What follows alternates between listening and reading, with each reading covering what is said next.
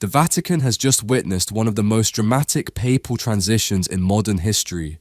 Pope Leo XIV's inauguration over the weekend has sent shockwaves through both conservative and liberal Catholic communities worldwide, as the new pontiff immediately reaffirmed the Church's traditional stance on marriage and sexuality, while simultaneously challenging political leaders on immigration policy. In his first major address to the Vatican Diplomatic Corps, Pope Leo XIV declared unequivocally that the family is founded on the stable union between a man and a woman.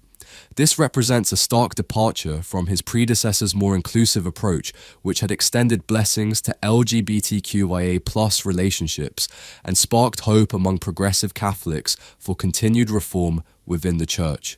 The reaction has been swift and polarizing. Liberal Catholic commentators have expressed deep concern about the direction of the Church under Leo XIV's leadership. One prominent Catholic advocate noted the Pope's 2012 address to bishops, where he lamented popular culture fostered sympathy for beliefs and practices that are at odds with the gospel, specifically citing the homosexual lifestyle and alternative families comprised of same-sex partners and their adopted children. Online critics have been even more direct in their condemnation. Social media erupted with statements like, "I do think it's fairly tragic that the new pope has regressive views on gender and sexuality. The cardinals forgot that the Catholic Church is an inherently evil institution. Pope Francis was sort of a fluke, and even he was far from perfect. However, conservative Catholics have celebrated the return to traditional Catholic teaching.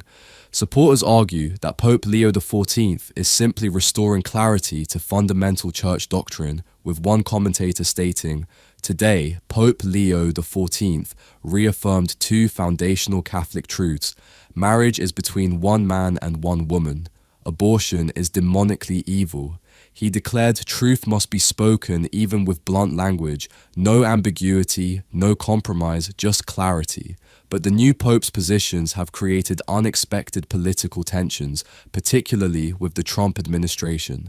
In a surprising turn, Pope Leo XIV has publicly criticized Donald Trump and J.D. Vance for their immigration policies, condemning mass deportations that violate human dignity.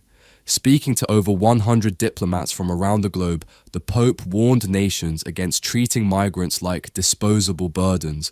The Pope's immigration stance has created a fascinating paradox. While aligning with conservative social positions that typically appeal to Republican voters, he's directly challenging the Trump administration's signature policy. This became evident during J.D. Vance's meeting with the Pope at the inauguration, where observers noted visible tension between the two leaders. Pope Leo XIV referenced specific cases that occurred under Trump's orders, including Kilmar Albrego Garcia and Andre Romero, a gay asylum seeker who was sent back to face abuse. The Pope's message was unmistakable. We must never treat people as statistics. Every migrant has a name, a face, and a story.